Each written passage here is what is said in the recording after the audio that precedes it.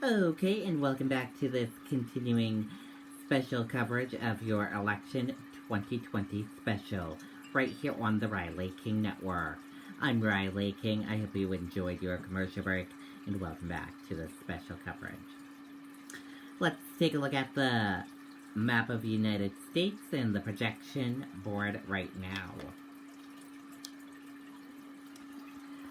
As you can see, Joe Biden has 253 votes, and Donald Trump still has 214 votes to get to the magic number of 270 to win. Either Joe Biden or Donald Trump need to get to this number right here to win. As you can see, states that we are still waiting vote counts on from Pennsylvania.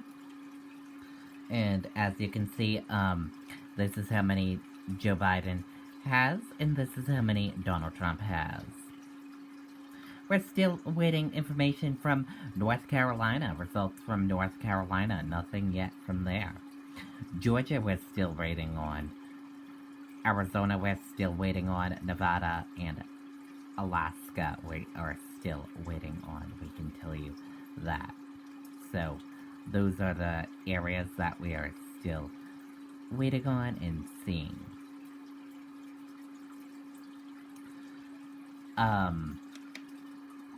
Now let's take a look at your election 2020 live updates right now. So again, votes are still being counted in several key states. Your top headlines: Biden ahead in Pennsylvania by 21,705 votes. Last of Georgia vote trickling in. Biden leads by 4,020 votes. SCOTUS Supreme Court orders all Pennsylvania counties to segregate late arriving mail ballots. Separate them in things. Biden leads Arizona by 36,835 votes. A couple updates. At 9:15 p.m., Biden ahead in Pennsylvania by 21,705 votes. Biden is leading Pennsylvania. Biden has 3,327,151 votes, or 49.5%, compared to Trump's 3,305,446 votes, or 49.2%. Pennsylvania has 20 electoral votes. Last of Georgia votes are trickling in, and Biden leads. The vote in Georgia is trickling in little by little, county by county, with about 24,300 ballots outstanding, with the potential to be counted and continued. Most were overseas/military and provision ballots. Biden is leading by 4,020 votes and at about 49.4% to Trump's 49.3%.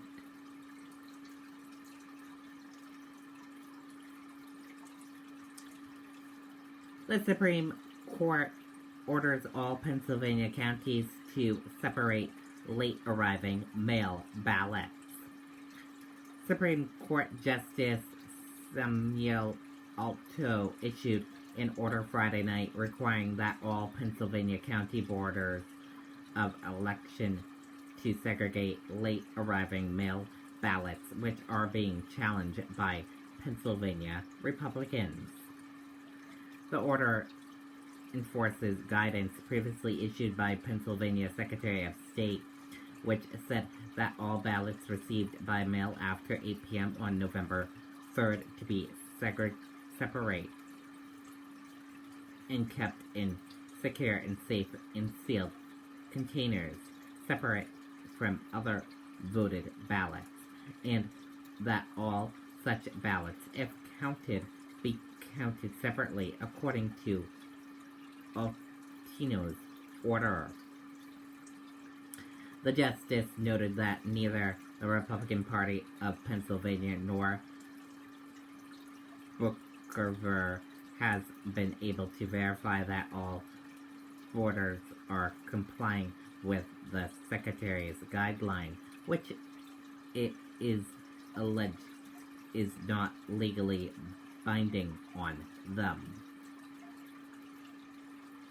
The justice said he is going to urge his colleagues to conference on the pending petition and asked that responses to be filed no later than 2 p.m. Saturday.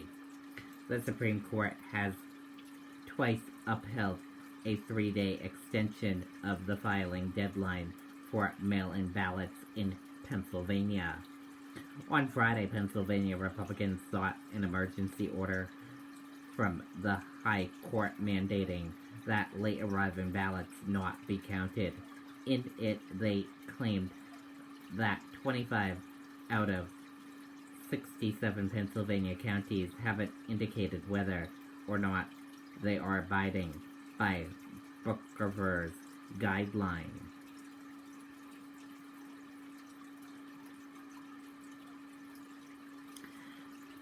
And we can also tell you, we talked about that before we went to commercial break.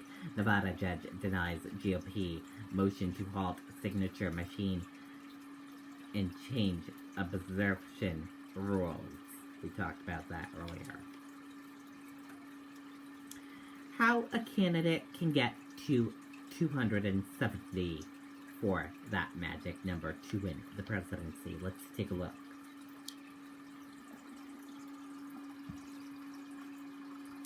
So how can Trump or Biden reach the 270 to get to that win?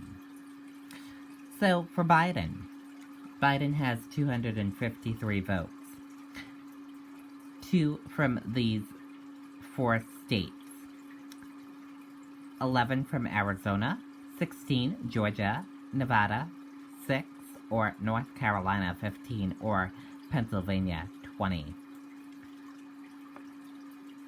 Trump has 214. Here's what he would need. 3 from these 4 states. Either 11 from Arizona, 16 from Georgia, 6 from Nevada, 15 from North Carolina, and 20 from Pennsylvania. That is how they can reach that magic number 270 to win this election.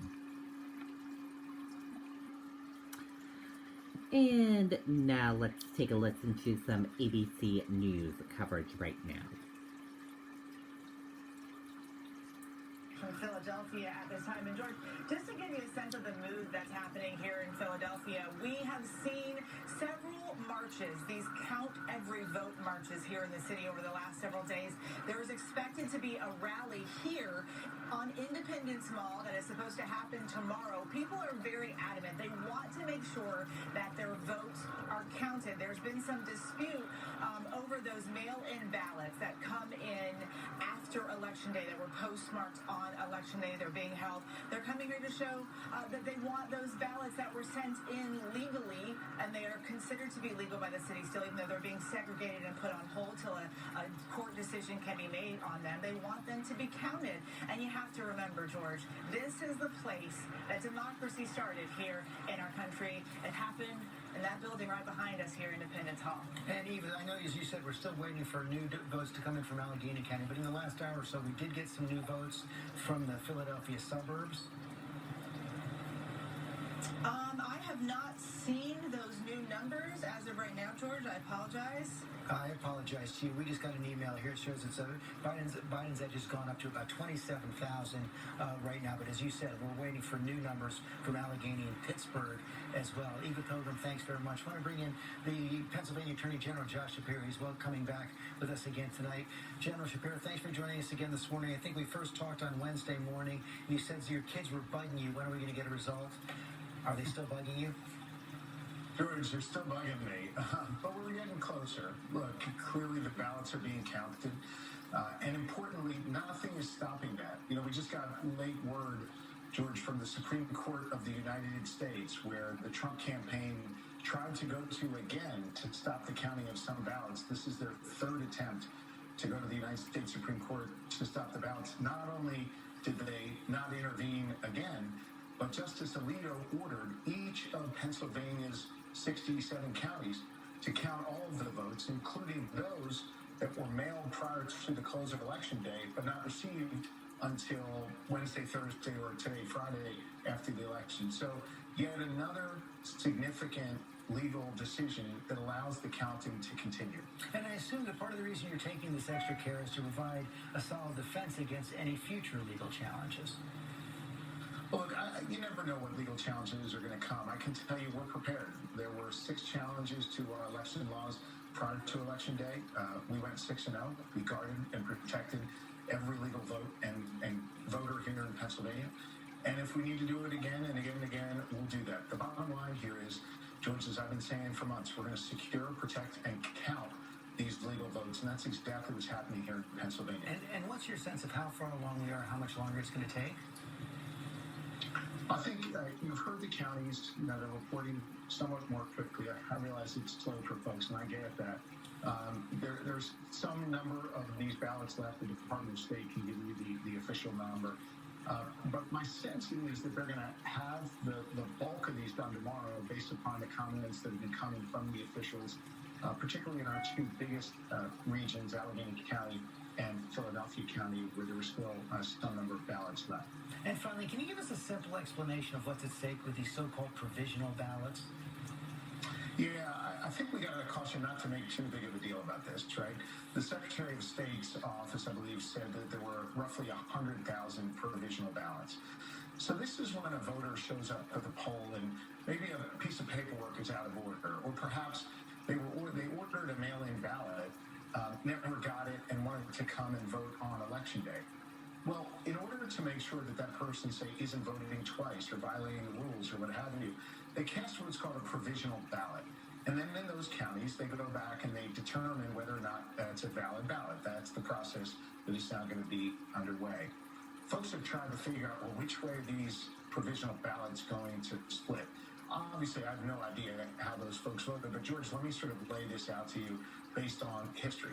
Historically, those provisional ballots kind of generally track what happened in the region where they came from. So if a region is overwhelmingly voting for President Trump, one could logically conclude that those provisional ballots would follow. Again, don't know what's in those votes, but generally speaking, what happened. If you look at the state writ large, where it's roughly equally divided, with Joe Biden having a slight advantage, and you deduce from that those provisional ballots would follow suit, then materially it might not have a whole change at the end of the day on the overall margin. That said, it's important to make sure that we have an accurate count. It's important to make sure that those provisional ballots, which should be counted, are, and the counties are doing their best to get through this process as quickly as possible. General Shapiro, thanks for your time again tonight. We'll be right back. Okay, and there you go on some of that coverage from ABC News. We're going to take a quick commercial break. We will be right back. Also, we are still waiting on Joe Biden to do a address the nation. He's supposed to be addressing the nation sometime in the prime time hour, so hopefully soon. We'll be right back, though. Don't go anywhere.